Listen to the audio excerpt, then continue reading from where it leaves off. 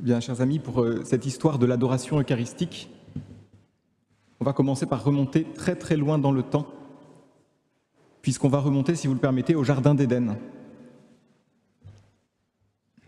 Après le péché, vous savez que l'homme et la femme se cachent parmi les arbres du jardin. Ils se cachent au regard du Seigneur Dieu. Et le Seigneur Dieu appelle l'homme et lui dit « Mais où es-tu »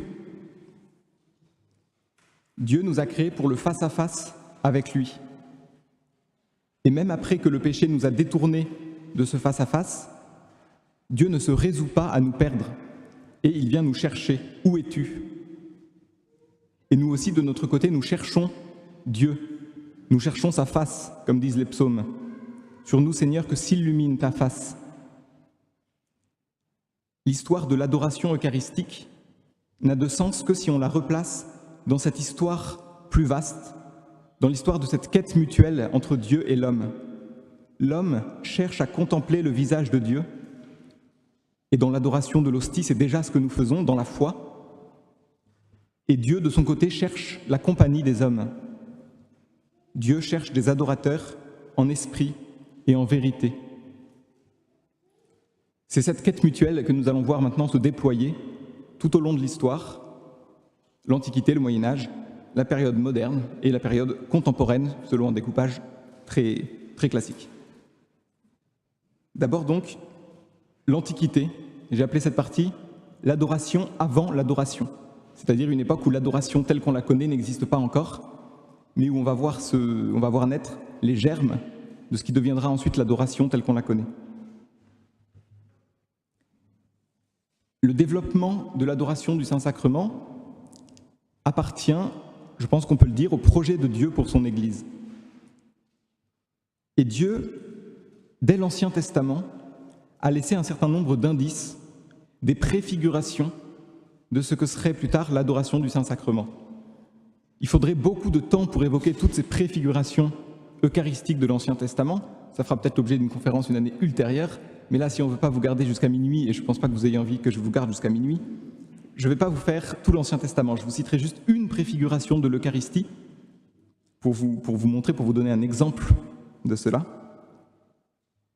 Juste après la libération d'Égypte, Dieu demande à Moïse de lui construire une tente, de lui dresser une tente qui soit pour lui un sanctuaire, c'est-à-dire le lieu de sa présence au milieu de son peuple. Et alors il demande tout un tas de choses dans cette tente, il demande un autel, une table, des chandeliers, etc. Et qu'est-ce qu'il demande aussi ? Sur la table, dit Dieu, tu placeras face à moi le pain qui m'est destiné perpétuellement. C'est quand même assez incroyable, si on n'a pas la lecture chrétienne, de se dire que c'est une préfiguration de l'adoration perpétuelle. C'est quand même étonnant de se dire que dans l'Ancien Testament déjà, il y a du pain exposé perpétuellement sur la table de la présence du Seigneur. Donc voilà, pour moi c'est un petit indice qui montre que l'adoration est déjà dans le cœur de Dieu dès l'époque de Moïse, même si elle va se déployer ensuite très lentement. Bon, on fait un bond de plus de 1000 ans maintenant, et on arrive à Jésus.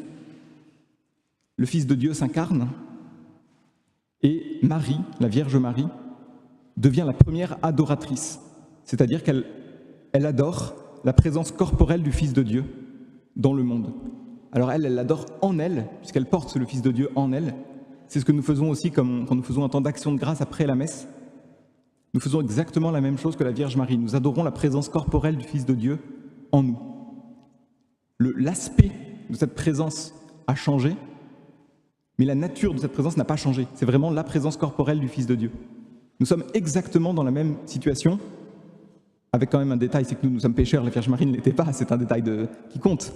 Mais la nature de notre adoration est exactement la même. Et puis ensuite, les premiers à venir adorer Jésus en face d'eux, eh bien ce sont les bergers, ce sont les rois mages. Ils viennent adorer la présence corporelle du Fils de Dieu.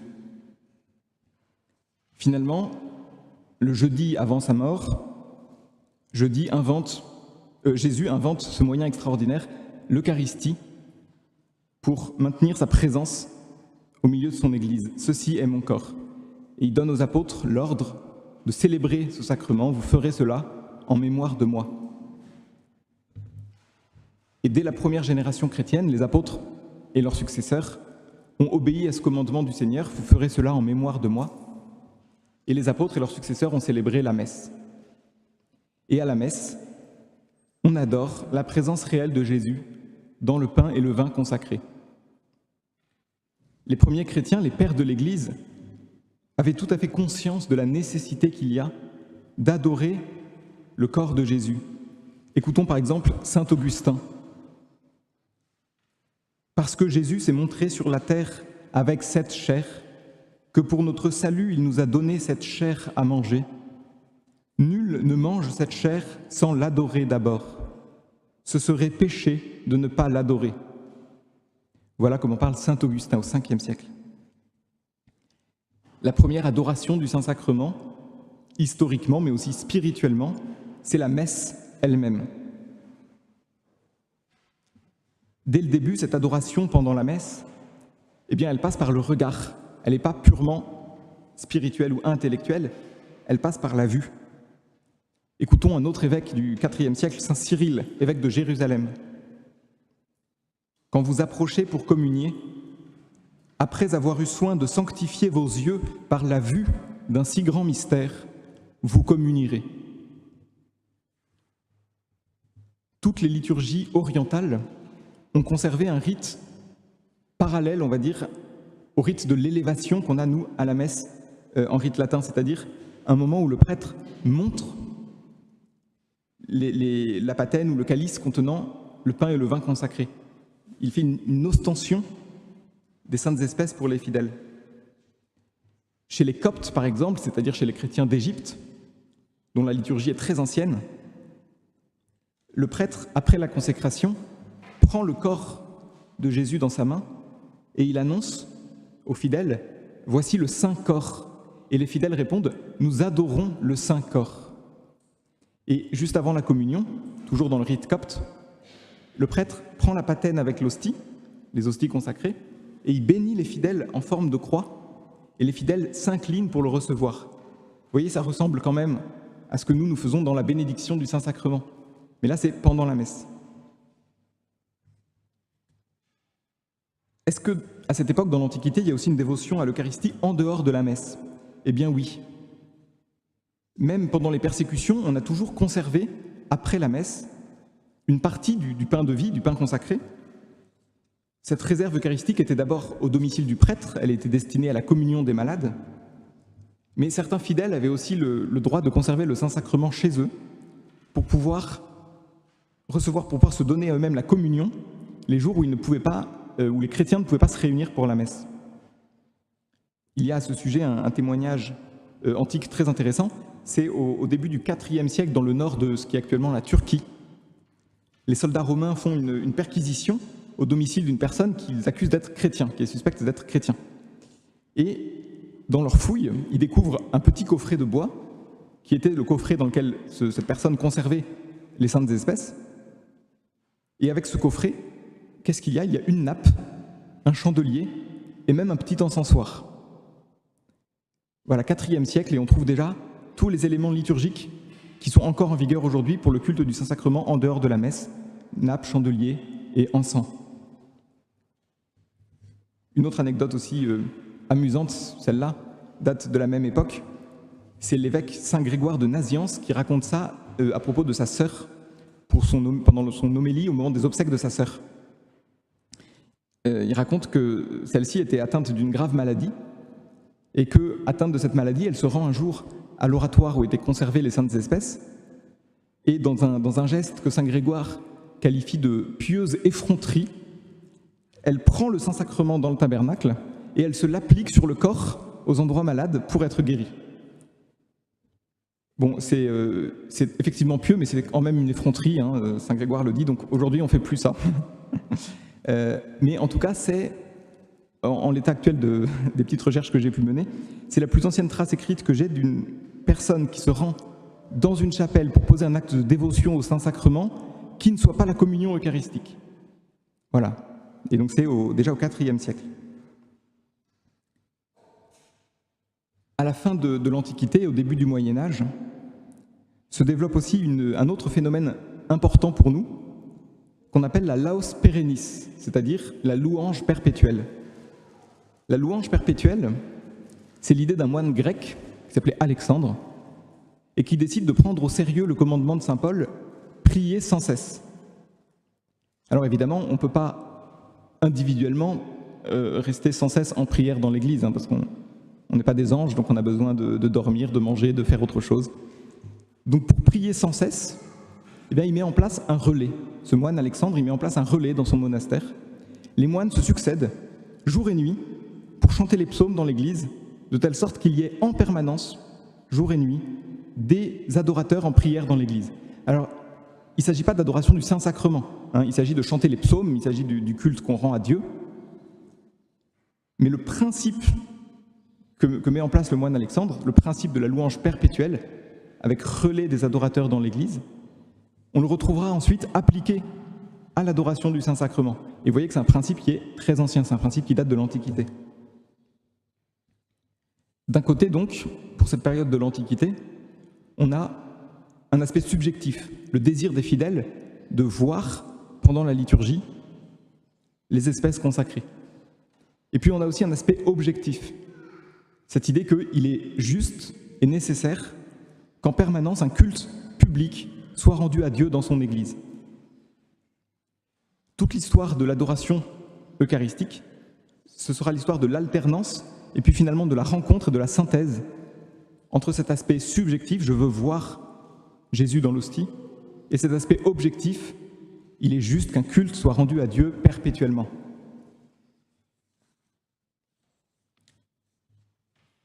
Deuxième partie, donc, naissance de l'adoration eucharistique au Moyen-Âge, le désir de voir l'hostie. Et pour commencer, une petite digression, si vous le permettez. Comment est-ce qu'on sait qu'on est tombé amoureux d'une personne ? Je pense que, je ne sais plus qui vous a déjà posé cette question l'autre jour, je crois que c'était le Père Jérôme ou le Père Ludovic, vous disait... Non, c'était Sherman. Sherman vous a demandé l'autre jour, je crois que certains d'entre vous sont mariés et sont tombés amoureux. Je vais filer la métaphore. Comment est-ce qu'on sait qu'on est tombé amoureux d'une personne ? C'est pas seulement quand on est en sa présence, c'est surtout quand on commence à être séparé d'elle et à se rendre compte que cette personne nous manque. Et puis c'est aussi quand on entend dire du mal de cette personne et qu'on se rend compte qu'on ne supporte pas ça. Quelqu'un a critiqué cette fille, cet homme, ça me fait du mal. Ça, c'est un indice qu'on est en train de tomber amoureux. Eh bien, il s'est passé la même chose avec l'Eucharistie. Il y a eu des critiques contre l'Eucharistie, des gens qui remettaient en question la foi de l'Église dans la présence réelle. Ça a blessé profondément le cœur des fidèles et ça a été l'occasion d'un regain de dévotion eucharistique. Ainsi, au Moyen-Âge, aux alentours de l'an 1000, plusieurs théologiens ont commencé à dire que l'hostie consacrée n'était pas réellement le corps de Jésus, mais que c'était un rite à l'occasion duquel on faisait mémoire de Jésus et donc on se rapprochait de lui par la foi. Le plus connu de ces théologiens s'appelait Béranger de Tours. Et sa position a déclenché une levée de bouclier de la part des théologiens qui, pour le réfuter, ont inventé par exemple l'expression de transsubstantiation pour essayer d'expliquer rationnellement la foi de l'Église dans la présence réelle. Le mot date de cette époque, mais la foi était déjà antérieure. Mais aussi au niveau des fidèles, une levée de bouclier contre Béranger de Tours et ses disciples. Et cette réaction des fidèles, je vous l'ai dit, ça a été de se rendre compte que dans l'Eucharistie, ils avaient vraiment un trésor, qu'il fallait profiter de ce trésor. Et le désir de voir l'hostie, à partir de cette époque, a pris, dans le monde latin, des proportions bien plus grandes que ce qu'il avait à l'origine. Depuis longtemps, les fidèles, je vous l'ai dit, voulaient prier devant la réserve eucharistique. Au Moyen-Âge, par exemple, certaines religieuses, qu'on appelle les recluses, se faisaient construire des petites chapelles, des petites cellules plutôt attenantes à l'église, avec des fenêtres intérieures, avec vue sur le tabernacle, de sorte que dans leur chambre, elles pouvaient avoir vue sur le tabernacle. D'autres saints ont fait ça ensuite au cours de l'histoire de l'église. Mais la seule occasion qu'on avait à l'époque de pouvoir voir l'hostie, c'était pendant la messe. Et donc les fidèles au XIIe, XIIIe siècle ont investi ce moment de l'élévation pendant la messe, où le prêtre élève l'hostie, et ils ont cherché tous les moyens possibles pour profiter de ce moment pour voir Jésus. Alors certains de ces moyens existent encore, par exemple le fait d'allumer des cierges, que les acolytes, les servants de messe tiennent des cierges pour éclairer, pour mieux voir l'hostie. Ça, c'est un moyen qui existe encore. D'autres moyens, aujourd'hui, ont disparu. Par exemple, dans certaines églises, Pendant l'élévation, on étendait derrière l'autel un grand drap noir ou violet, de sorte que la couleur, par contraste avec la couleur de l'hostie, permette de mieux voir. Bon, ça n'existe plus. Une petite anecdote amusante encore au sujet de ce désir de voir l'hostie. Dans les années 1400 environ, du côté de Montpellier, le clergé d'une certaine église fait construire des nouvelles stalles, des stalles pour les prêtres, autour de l'autel. Et les fidèles qui avaient l'habitude de se mettre à la messe sur les côtés, derrière le chœur, sont gênés parce que les nouvelles stalles sont trop hautes, ça les empêche de voir l'hostie pendant la messe, et donc qu'est-ce qu'ils font ? Ils font un procès à leurs prêtres, parce qu'ils considèrent que ne plus pouvoir voir l'hostie en restant à genoux, c'est une atteinte à leur droit de fidèle. Voilà, donc ils font un procès aux prêtres qui construisent des stalles gênantes. Au XIIIe siècle, il y a une grande sainte mystique qui va être la grande figure de ce désir de voir l'hostie, c'est sainte Gertrude. Gertrude, elle est bénédictine, abbesse du monastère de Helfta, en Allemagne. C'est une des fondatrices de la dévotion au Sacré-Cœur. Et Gertrude, elle a une très grande dévotion à la messe, à la communion bien sûr, mais aussi à l'élévation. Elle ne perd pas une occasion de jeter un regard sur l'hostie que le prêtre élève. Or, dans son livre des Révélations, qu'on appelle aussi le héros de l'amour divin, voilà ce que raconte la biographe de sainte Gertrude. Dans une certaine occasion, elle reçut cette lumière. Chaque fois que l'homme regarde avec amour et dévotion l'hostie dans laquelle se cache sacramentellement le corps du Christ, chaque fois, il augmente ses mérites dans le ciel. En effet, dans la vision future de Dieu, il goûtera éternellement autant de délices spéciales qu'il aura sur la terre regardé avec dévotion et désir le corps du Christ. C'est merveilleux. Chaque fois qu'on regarde avec dévotion l'hostie, chaque fois on augmente nos mérites dans le ciel et on goûtera dans le ciel autant de délices qu'on aura sur la terre regardé l'hostie. Pourquoi est-ce que c'est formidable ? Parce que on comprend avec sainte Gertrude que regarder l'hostie, c'est anticiper ce qu'on fera au ciel. Au ciel, qu'est-ce qu'on fera ? On regardera Dieu face à face. Dans l'hostie, qu'est-ce qu'on fait ? On regarde Dieu face à face. Alors bien sûr, actuellement c'est dans la foi. On ne voit pas l'aspect de Dieu, on voit l'aspect de l'hostie, l'aspect du pain. Mais la nature reste la même. Certains théologiens de l'époque se sont interrogés sur cette dévotion, ce désir de voir l'hostie. Ils se sont notamment posé une question, est-ce que pour les fidèles qui ne peuvent pas communier, en raison de leur état de vie, parce qu'ils ne sont pas en état de grâce ou en état public de pouvoir communier, est-ce que regarder l'hostie est permis ? Puisqu'on sait que quand on regarde l'hostie, c'est pour s'unir à Jésus, c'est une forme de communion spirituelle. Donc est-ce que quelqu'un qui ne peut pas communier peut légitimement regarder l'hostie ? Et les théologiens, la plupart des théologiens, saint Bonaventure, saint Thomas d'Aquin, etc., répondent oui, bien sûr, les fidèles peuvent regarder l'hostie. Parce qu'en regardant l'amour de Dieu qui se manifeste dans l'Eucharistie, ils ne peuvent qu'être incités à la conversion. Donc bien sûr, même si on ne peut pas communier, on peut regarder l'hostie, on peut adorer. Le principe, la petite formule latine, ostentio boni provocat ad bonam. L'ostension des choses bonnes provoque au bien. Mais il y a eu quand même à cette époque quelques réserves qui portaient en fait sur les excès de ce désir de voir l'hostie. La première réserve que les théologiens, et puis ensuite la hiérarchie de l'Église, a exprimée, c'est qu'il ne fallait pas que la messe se transforme en spectacle. Et les évêques ont condamné l'usage de certains prêtres qui faisaient durer bien trop longtemps ce moment de l'élévation. Ils interrompaient la messe en quelque sorte pour une sorte de temps d'adoration pendant la messe.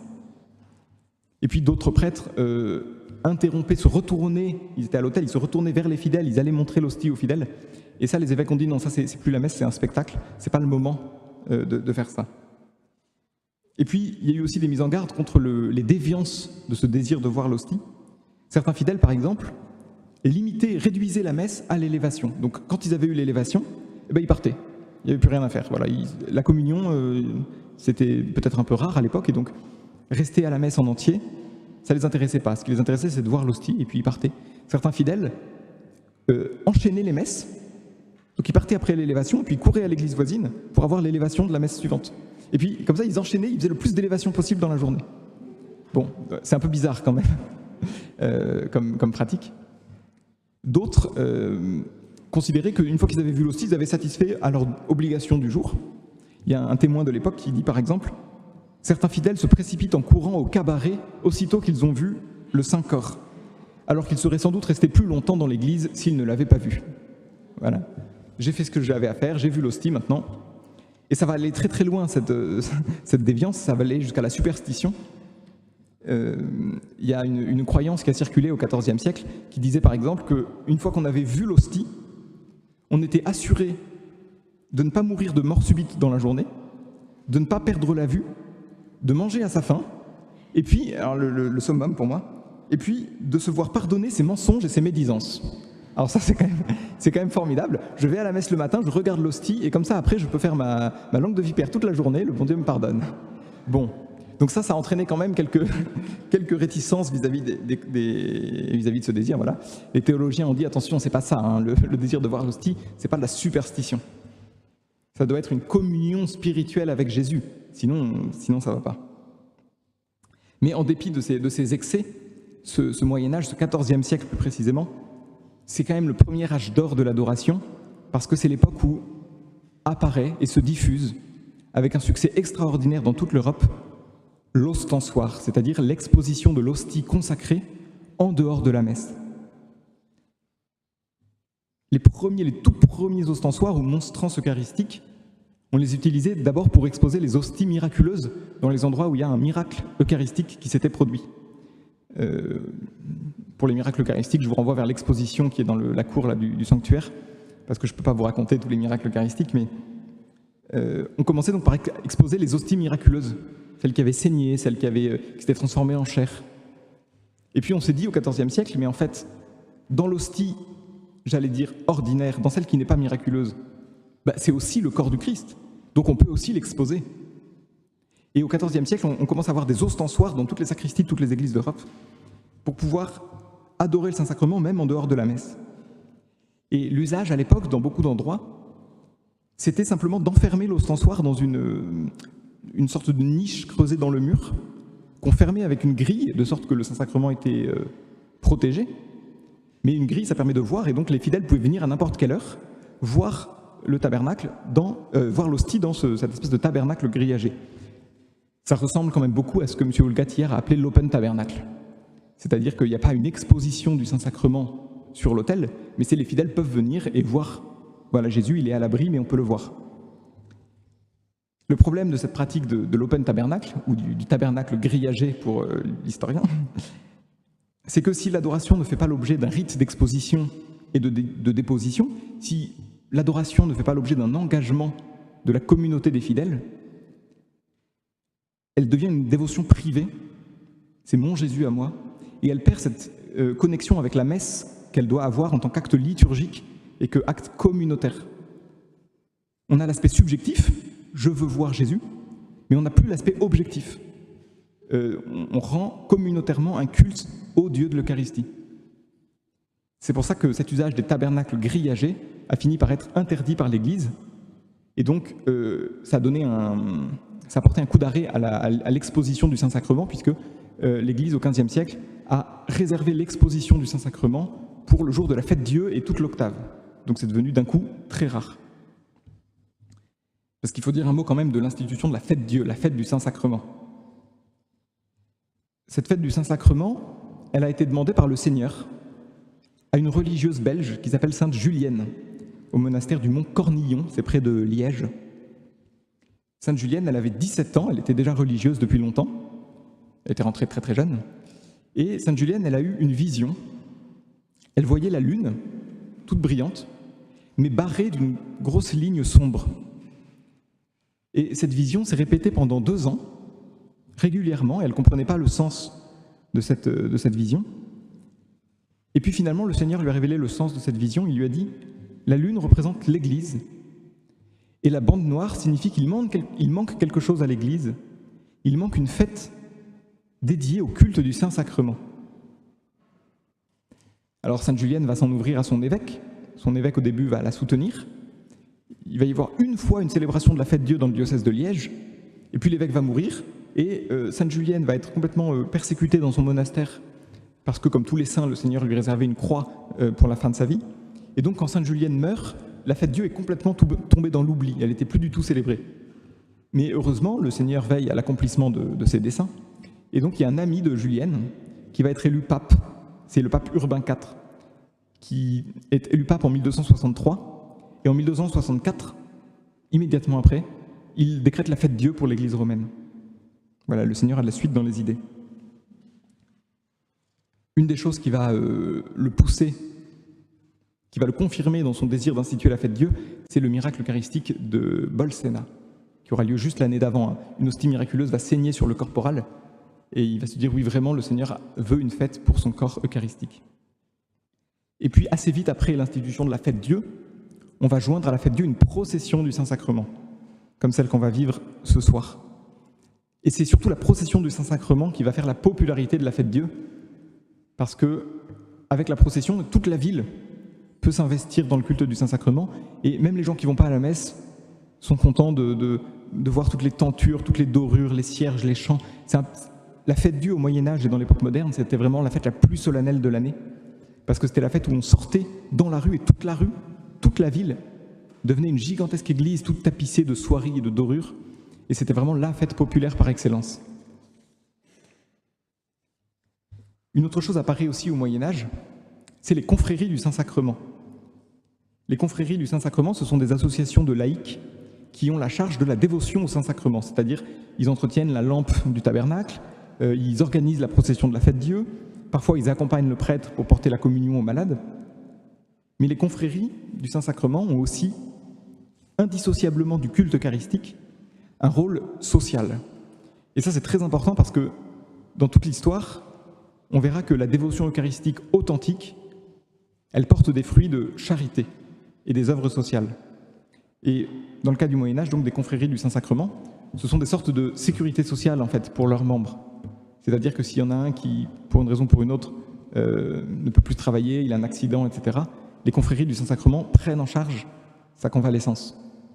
Au nom du culte du Saint-Sacrement, vous voyez ce lien qui est fait par la piété des fidèles entre le culte de Jésus-Hostie et la charité fraternelle, le culte du corps eucharistique du Christ et le soin du corps ecclésial du Christ. C'est une évidence pour les gens du Moyen-Âge. J'espère que c'est une évidence aussi pour nous aujourd'hui. Aux époques suivantes, on retrouvera exactement ces mêmes éléments que ce qu'on a vu pour le Moyen-Âge, c'est-à-dire des attaques contre l'Eucharistie, un renouveau de ferveur chez les fidèles, une grande figure de sainteté qui accompagne ce renouveau, et la dimension sociale qui va en découler.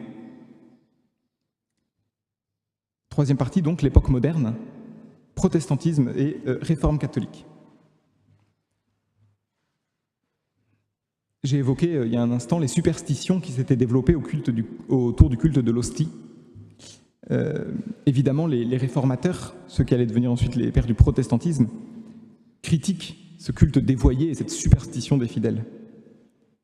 Mais, comme toujours, ils passent d'un extrême à l'autre.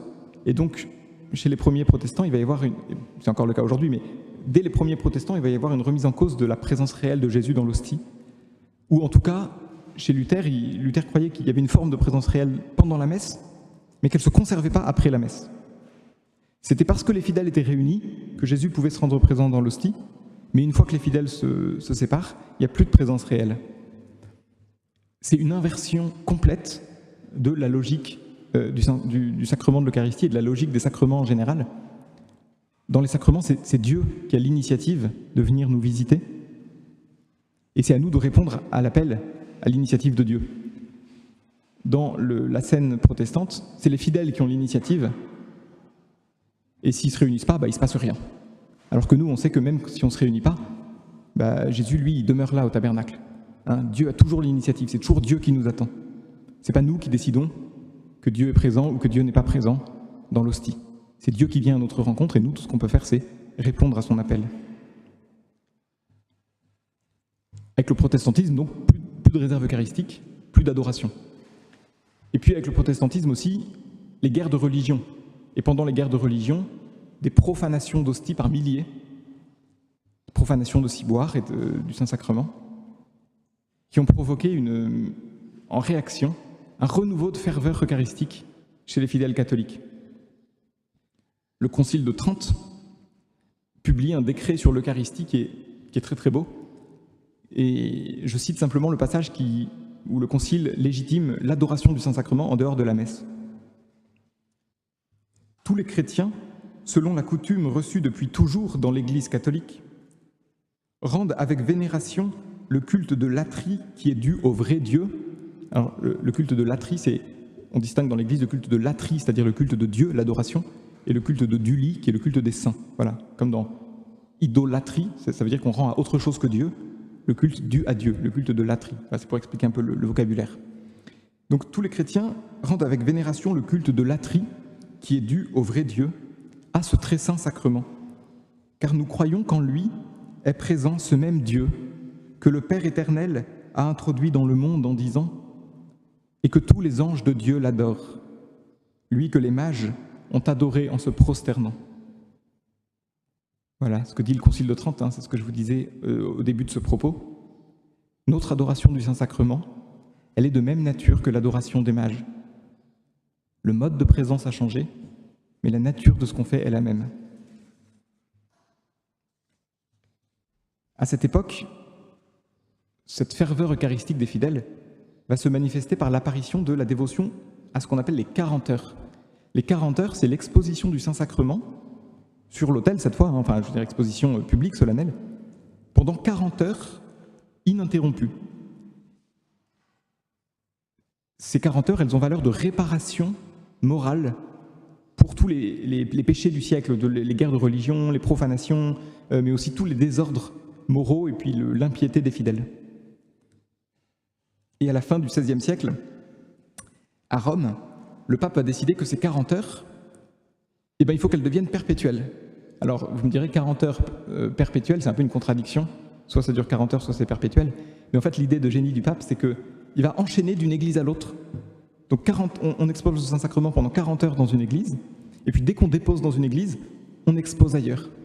De telle sorte que dans la ville de Rome, d'une église à l'autre, le Saint-Sacrement est exposé perpétuellement dans une des églises.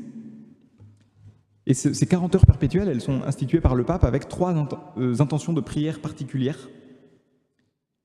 Il demande aux fidèles de prier pour la France, qui est déchirée par la guerre, pour la victoire de la chrétienté contre l'invasion des Turcs, et pour l'unité dans l'Église. Pour la France, pour résister à l'invasion des Turcs, et pour l'unité dans l'Église. Il me semble que ça a une certaine actualité, voilà, ces 3 intentions de prière. Donc, on pourra peut-être restaurer les 40 heures. Je lance un appel. Rome est donc la première ville à avoir l'exposition perpétuelle du Saint-Sacrement. Ce qui est mis en avant ici, c'est plus l'aspect subjectif, je veux voir mon Jésus dans l'hostie, c'est l'aspect objectif. En réparation pour les lieux où il n'est pas adoré, il est juste que Dieu soit adoré dans son Église. Et en paroisse, va se mettre en place dans le même temps ce que les gens de l'époque appellent l'adoration perpétuelle, mais qui est sans exposition pour le coup, au tabernacle. Ils n'ont pas encore le droit d'avoir l'adoration perpétuelle avec exposition du Saint-Sacrement. Mais plusieurs prédicateurs, par exemple Saint Jean-François Régis dans la région du Puy-en-Velay, encouragent les fidèles à organiser un relais d'adoration devant le tabernacle, de sorte que dans l'église, il y ait en permanence des adorateurs en prière devant Jésus hostie, caché dans le tabernacle. Du côté des communautés religieuses maintenant, la première communauté a décidé de se dédier de façon spécifique au culte du Saint-Sacrement et même à l'adoration perpétuelle et à mettre en place ce relais d'adoration nuit et jour. C'est l'abbaye dite janséniste de Port-Royal qui deviendra Port-Royal du Saint-Sacrement. Bon, ensuite il va y avoir quelques controverses autour de cette abbaye, mais je tiens à signaler quand même que la justice m'oblige à signaler que c'est quand même la première abbaye à mettre en place un relais d'adoration perpétuelle du Saint-Sacrement. Et puis quelques années plus tard, c'est une grande sainte, cette fois-ci Sainte Mechtilde de Bar, Sainte Mechtilde du Saint-Sacrement, qui fondent les bénédictines du Saint-Sacrement à Paris, les bénédictines de l'adoration perpétuelle, avec ce même principe où les sœurs se relaient pour qu'il y ait toujours une sœur en prière devant le tabernacle. Dans cette communauté des bénédictines de l'adoration perpétuelle, il y avait à l'époque un rite pour exprimer leur désir de réparation des péchés commis contre le Saint-Sacrement, un rite assez expressif. C'est qu'une des religieuses, pendant toute la messe, se tenait à genoux au milieu du chœur, avec une corde autour du cou, en signe de pénitence, et un cierge à la main, en signe de foi. C'était une façon de signifier cette réparation. On prend sur nous, autant qu'on le peut, ces péchés qui sont commis contre le Saint-Sacrement, et on dit à Jésus que nous, on l'aime. On l'aime d'autant plus qu'on sait que certains ne l'aiment pas.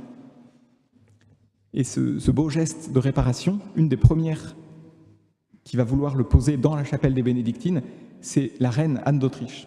Vous imaginez la reine de France, elle se met à genoux au milieu du chœur, elle se met une corde autour du cou, comme un galérien. Elle va porter ce cierge parce que, au nom de toute la France, elle veut réparer les péchés qui sont commis contre l'Eucharistie. Et puis, je vous ai dit à chaque fois qu'il y a un renouveau eucharistique, il y a une dimension sociale. Pour le XVIIe siècle, cette dimension sociale, ça va être ce qu'on appelle la Compagnie du Très Saint Sacrement. La Compagnie du Très Saint Sacrement, c'est un groupe de laïcs.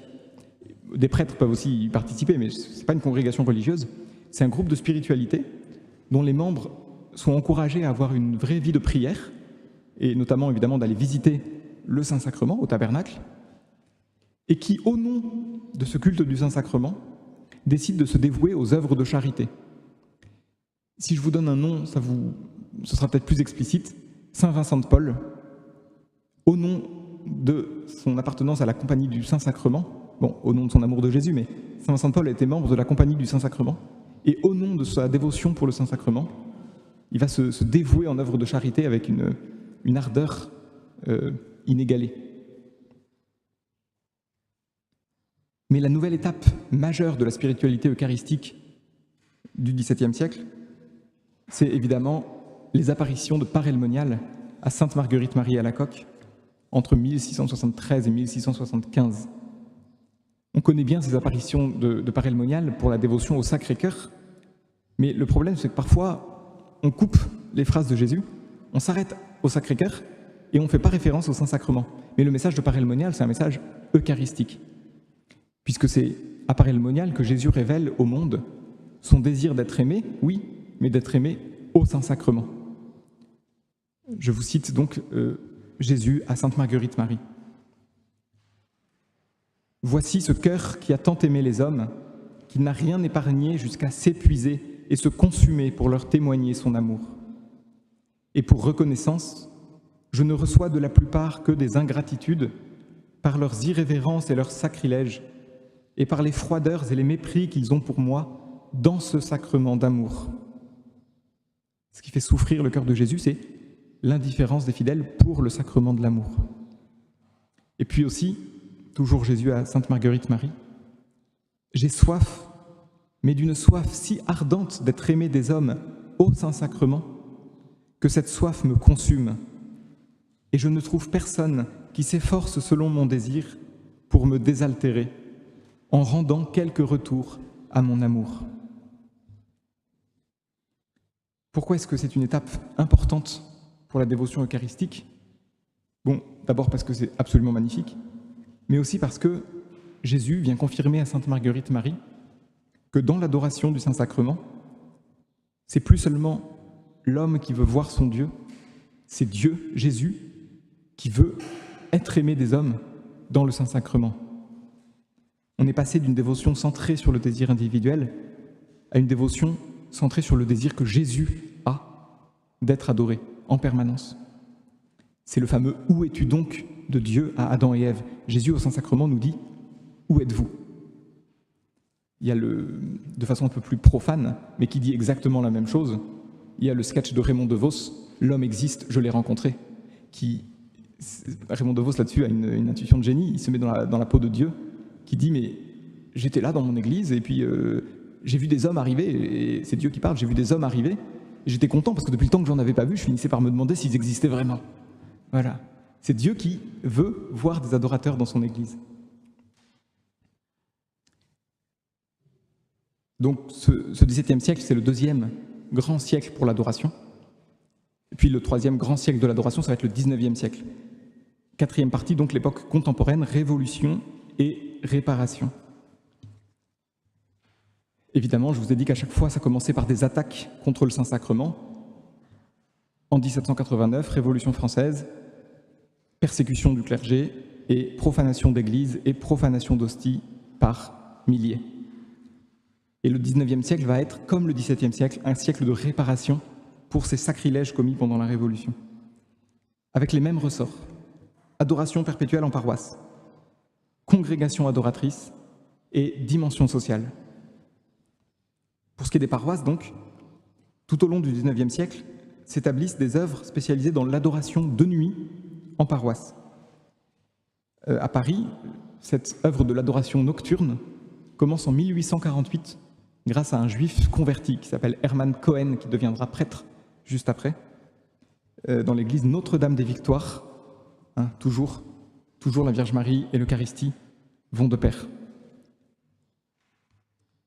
Grâce à cette œuvre de l'adoration nocturne, qui vient s'ajouter aux œuvres qui existaient déjà d'adoration de jour, Paris va pouvoir faire enfin, comme Rome, l'exposition perpétuelle du Saint-Sacrement d'une église à l'autre, avec relais d'une église à l'autre. Donc ça commence au XIXe siècle. Dans quelques endroits, on commence à voir aussi l'exposition perpétuelle du Saint-Sacrement dans une seule église. Une des plus anciennes que j'ai trouvées, c'est la chapelle des Pénitents Gris d'Avignon, dans laquelle il y a une grande tradition qui date du Moyen-Âge d'adoration du Saint-Sacrement, et qui donc, en tout cas au XIXe siècle, a l'exposition perpétuelle du Saint-Sacrement sur l'autel, nuit et jour, grâce à la confrérie des Pénitents Gris qui se relaie pour l'adoration. Pour donner un ordre d'idée de la ferveur eucharistique de cette époque, en 1876, il y a à Avignon le jubilé justement de l'adoration. 100 000 pèlerins viennent pour la procession. Donc je crois qu'on n'est pas encore 100 000 à Adoratio, donc il va falloir qu'on y travaille. Peut-être si chacun d'entre vous rapporte 10 personnes l'année prochaine, et puis ensuite chacun 10 personnes, peut-être qu'un jour on sera 100 000 à Adoratio, mais on n'y est pas encore. La procession du Saint-Sacrement faisait 33 stations. Ce soir, pour vous donner une ordre d'idée, on va avoir 4 reposoirs, et la procession va durer 1h30. Là-bas, il y avait 33 reposoirs, et la procession a duré de 3h de l'après-midi à 11h du soir. Voilà, nous, on ne vous prendra pas autant de temps cette nuit. Et puis évidemment, adoration perpétuelle en paroisse, je suis obligé de citer Montmartre, évidemment. En 1885, Montmartre va devenir le grand lieu de France de l'adoration perpétuelle. Du côté des religieux, on a la congrégation de l'adoration réparatrice, fondée par une femme qui s'appelait Théodelinde, c'est un prénom qui a un tout petit peu passé de mode, Théodelinde Duboucher. Elle fonde la congrégation de l'adoration réparatrice. C'est la première congrégation religieuse à recevoir le privilège de pouvoir exposer perpétuellement le Saint-Sacrement dans sa chapelle et d'être fondée pour ça. Jusqu'à maintenant, je vous ai dit, ça avait été l'adoration au tabernacle. Là, ce sera l'adoration au Saint-Sacrement exposé. Mais le grand mystique, je vous ai dit qu'à toutes les époques, il y avait un grand mystique qui accompagnait le renouveau. Le grand mystique de l'Eucharistie du XIXe siècle, c'est évidemment Saint Pierre-Julien Aymar, qui fonde en 1857 les Pères du Saint-Sacrement et les Servantes du Saint-Sacrement l'année suivante, avec là encore le privilège de l'exposition perpétuelle du Saint-Sacrement sur l'autel. Alors je ne vais pas vous parler longtemps de Saint Pierre-Julien Aymar, parce que le Père Jérôme l'a déjà fait il y a quelques jours, et qu'il le fait mieux que ce que je ferai. Mais je signale juste un point pour la cohérence de mon propos. Pourquoi est-ce que je considère Saint Pierre-Julien Aymar vraiment comme le docteur eucharistique du XIXe siècle? Parce que c'est lui qui réalise la synthèse entre les deux grands motifs qu'on a vus tout au long de cette histoire, c'est-à-dire le motif subjectif de l'adoration, je veux voir Dieu, et j'ai la chance de pouvoir voir Dieu, et ça c'est très présent dans les œuvres de Saint Pierre-Julien Aymar. Rendez-vous compte du privilège que vous avez, il écrit à ses sœurs et à ses frères, rendez-vous compte du privilège, il emploie ce mot, que vous avez de pouvoir avoir accès à Jésus hostie en permanence. Et en même temps le motif objectif, oui, il faut qu'un culte public perpétuel soit rendu à Dieu. Et donc c'est plus l'un ou l'autre. Avec Saint Pierre-Julien Aymar, c'est les deux motifs qui vont se retrouver. C'est vraiment une synthèse Saint-Pierre Julien Aymar, de la foi eucharistique de l'Église. Et puis, je vous ai dit, le troisième pilier du renouveau eucharistique, c'est toujours les œuvres sociales, la transformation du monde par l'Eucharistie. Et au XIXe siècle, ça prend la forme des congrès eucharistiques. Les congrès eucharistiques, c'est l'initiative d'une laïque qui s'appelle Émilie Tamisier.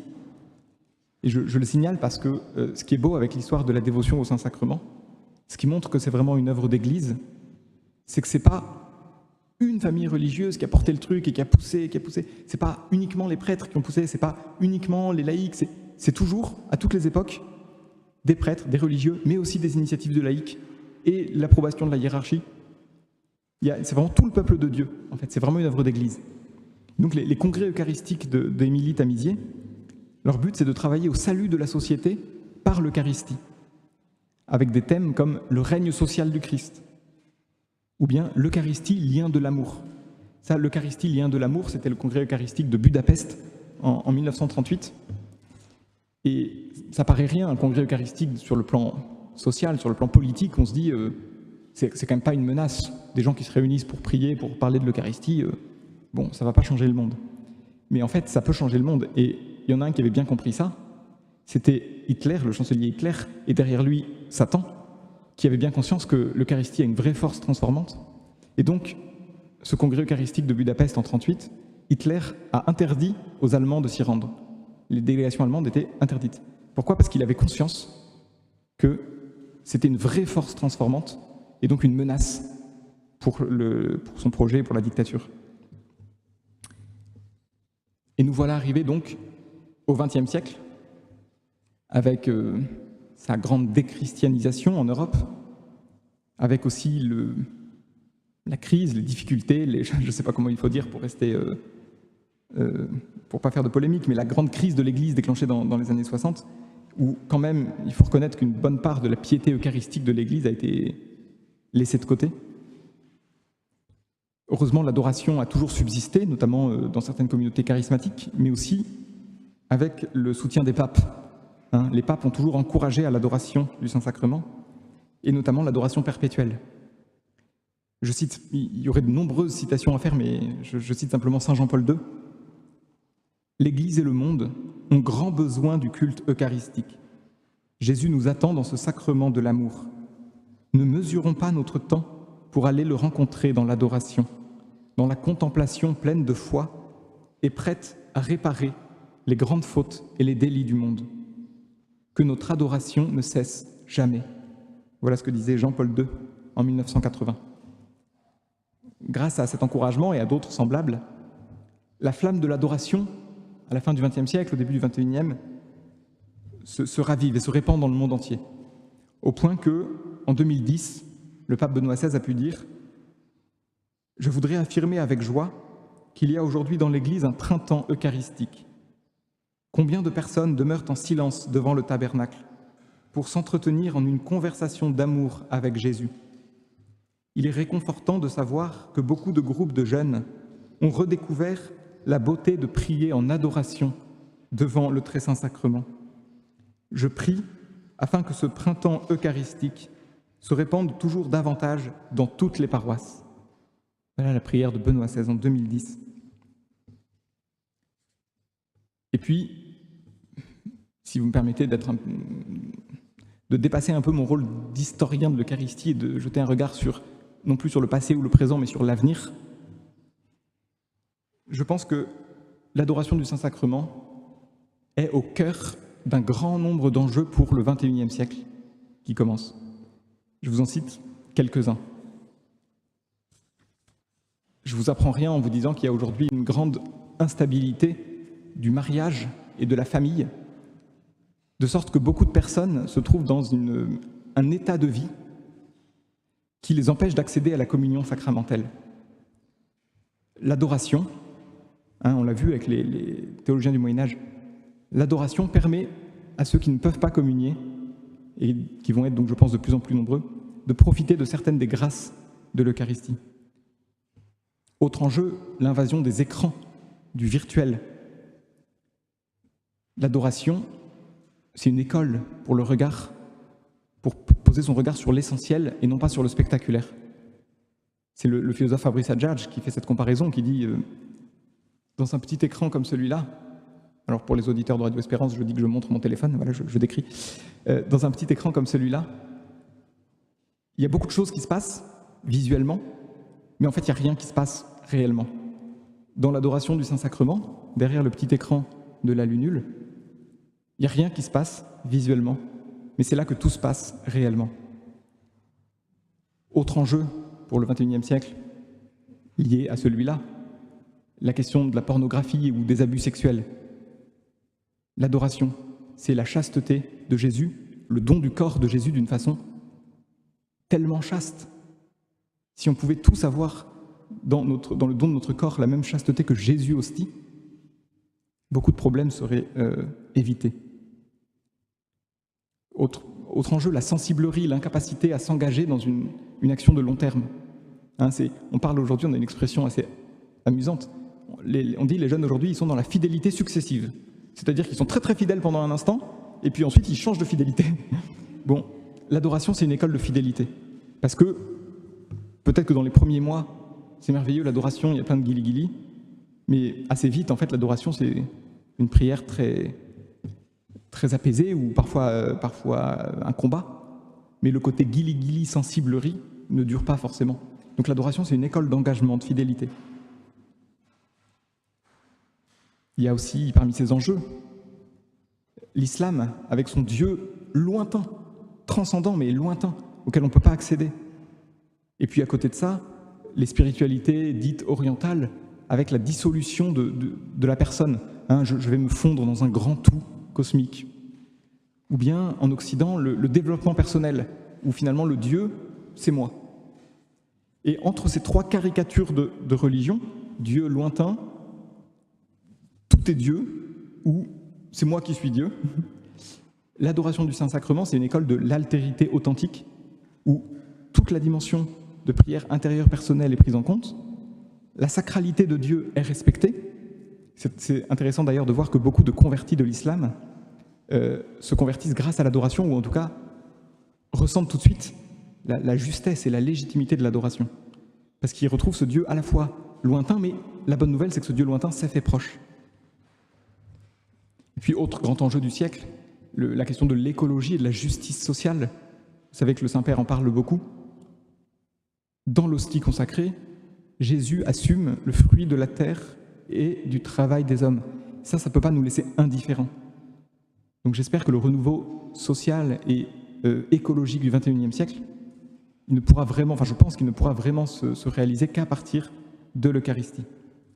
Prions donc pour que ce printemps eucharistique porte toutes ces fleurs, notamment de nombreuses vocations religieuses et sacerdotales eucharistiques, et qu'à leur tour, ces fleurs portent des fruits de grâce, de guérison et de charité pour l'Église et pour le monde.